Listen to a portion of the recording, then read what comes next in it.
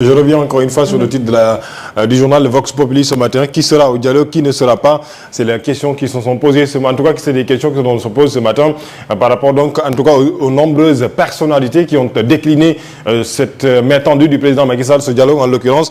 Vous l'avez dit donc, la société civile divisée, les spoliés divisés, en tout cas, les candidats retenus tout de même donc qui restent divisés dans cette position, puisqu'il y a eu trois parmi eux, en tout cas, il y a trois parmi eux qui jusque-là maintiennent la position qu'ils vont donc aller répondre à la tendu du président Macky Sall à ce dialogue. En l'occurrence, Idrissa Seck, le candidat, justement donc, en tout cas, leader du parti Rewmi, candidat de la coalition IDI 2024 de cette élection présidentielle. Et bien sûr, en l'occurrence, il y a aussi le candidat de la coalition Benno Bokk Yakaar, Amadou Ba, qui sera dans ce dialogue, mais aussi et surtout donc retenez que Boun Abdallah Dionne a donc montré qu'il sera dans ce dialogue pour trois raisons. Selon lui, il faut impérativement donc discuter pour tenir justement donc une date, en tout cas à l'élection présidentielle, pour l'élection présidentielle 2024, une date et le plus rapidement possible. Et il faut encore une fois donc être présent, selon toujours Boun Abdallah Dionne, sur cette logique pour justement éviter que en tout cas les tenues de la démocratie, justement donc soient bafoué entre autres.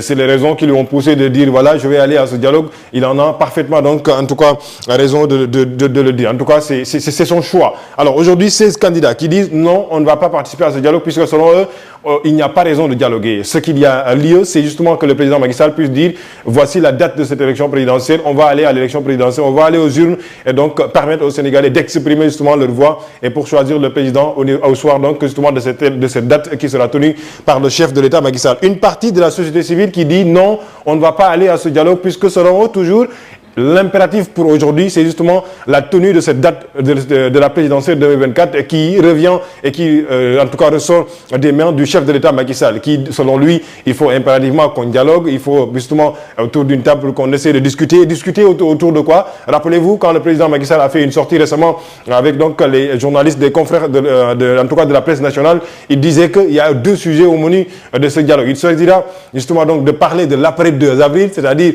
à la date ou bien à la veille du 2 avril, si il n'y a pas d'élection présidentielle au Sénégal. Il faut le rappeler, il faut oser le dire, il ne peut y avoir une élection présidentielle avant la date du 2 avril. Maintenant, qu'est-ce qui sera retenu? Quelle sera, en tout cas, la position des uns et des autres? Quel sera le choix, justement, pour cette élection présidentielle ou bien pour l'après 2 avril? Ce sera un sujet qui sera débattu ce matin, en tout cas, au mieux ce soir, au niveau de Diamniadio, quand on va regrouper ces genres de personnes. Mais la présence des candidats spoliés, ça me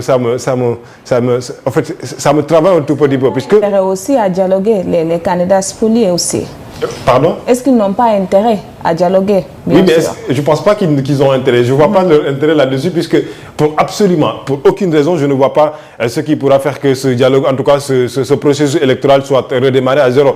Et quand on parle d'intérêt, certainement on pense qu'eux, ils peuvent encore une fois davantage participer à cette ou bien à l'élection présidentielle. Moi, je dis non, puisque je ne vois pas. Selon moi, aucune raison valable. Comme je l'avais dit au début, je ne voyais pas aucune raison valable qui devrait participer, en tout cas faire à ce que le président Macky Sall puisse repousser cette élection présidentielle 2024. Et jusque-là, on ne voit pas encore une fois que cette raison soit, en tout cas, par rapport à cette situation. On avait parlé de supposée corruption. Amadou Ba, lui, qui a dit hier que tous ces bruits autour de lui, encore une fois, ne font que le galvaniser. Ces candidats spoliés, est-ce qu'ils pensent que participer à ce dialogue aujourd'hui leur permettra davantage de pouvoir revenir et reparticiper encore une fois à cette élection présidentielle? Là, je me dis non, parce que si c'est le cas, ça va être une catastrophe. Ça sera réellement, comme l'a dit Cheikh Diop, un recul démocratique. Voilà, pour les candidats spoliés, cher, peut-être que certains veulent la date de l'élection présidentielle, mais peut-être qu'ils souhaitent que, bien sûr, ils souhaitent une reprise du processus électoral. Ma conviction est que tout le monde a intérêt à aller dialoguer. Ça, c'est ma conviction. Parce que, quoi que l'on puisse dire, ça sera au président Macky Sall de choisir la date de l'élection.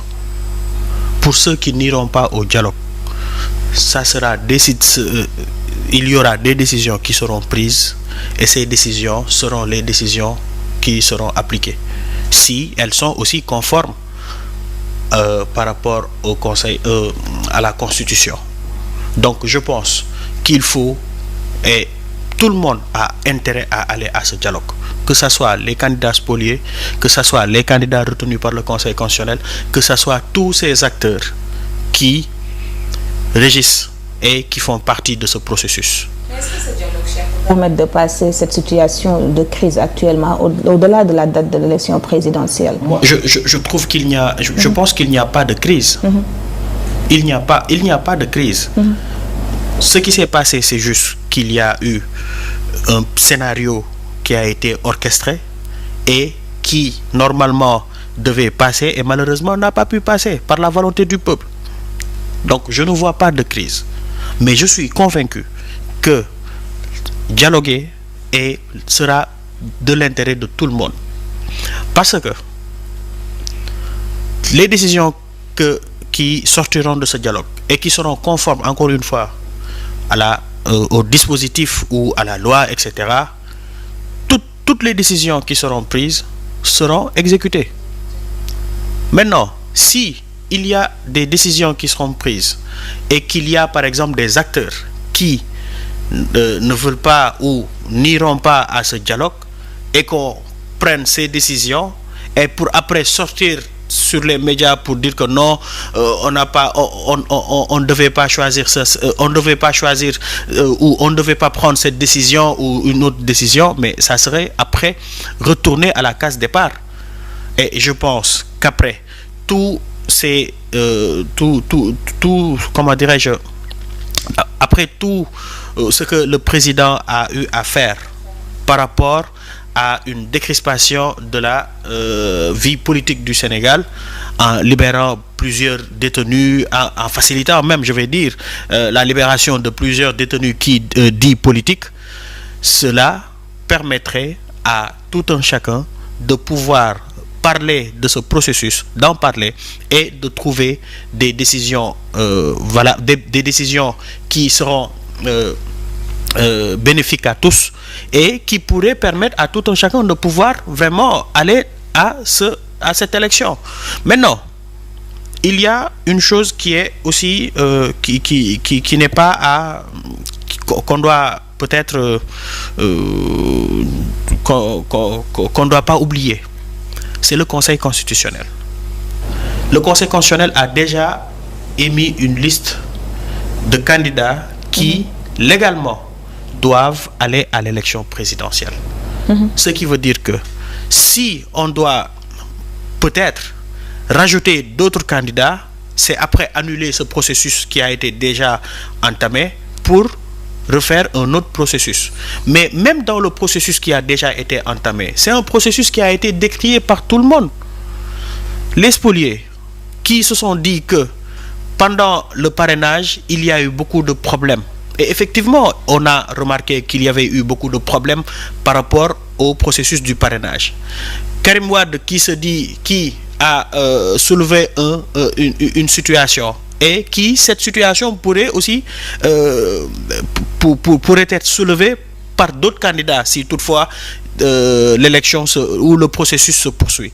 Donc je pense que pour parer à toutes ces éventualités, le mieux serait d'aller à ce dialogue, de choisir ou de parler à tête franche de cette situation et de trouver des solutions qui permettront à tout le monde de pouvoir aller à une élection présidentielle qui sera une élection inclusive et surtout transparente. Donc je pense, et je le confirme encore, que aller à ce dialogue, que ce soit les politiques, que ce soit les spoliés comme les candidats qui ont été retenus par le Conseil constitutionnel et la société civile, etc., ça pourrait être une nécessité et ça pourrait être une nécessité à tout un chacun de pouvoir aller à ce dialogue et de discuter une bonne fois pour toutes de cette date de l'élection, qu'elle puisse se tenir et qu'on puisse aller à des élections et qu'on puisse connaître finalement ce président-là, ou peut-être qu'on puisse connaître finalement ce qu'il en sera et ce que les Sénégalais vont faire par rapport à tous ces candidats qui ont déjà été choisis ou des candidats qui pourraient aussi en faire partie, je pense. D'accord. Et la CEDEAO, Lamine Senghor, vous parlez de ça tout à l'heure, qui appelle les Sénégalais à donner la priorité au dialogue. Oui, c'est ce que la CEDEAO a parlé, et c'est l'envie de la CEDEAO, la communauté économique des États de l'Afrique de l'Ouest. Encore une fois, je pense que il est dans son rôle, ou bien elle est dans son rôle pour parler de cette communauté ces chefs de l'État quittent œuvre. D'abord, rappelez-vous quand justement le président de la République, quand le Conseil constitutionnel a sorti un communiqué pour parler d'inconstitutionnalité de la loi qui a été votée à l'Assemblée nationale et même du report de l'élection présidentielle, et que le président Macky Sall a pris acte. Souvenez-vous, la communauté économique des États de l'Afrique de l'Ouest, pour parler de la CEDEAO, avait sorti un communiqué et demandé, invité d'ailleurs même les Sénégalais justement à se conformer au Conseil constitutionnel et respecter justement les décisions en tout cas qui sont sorties de ce Conseil constitutionnel.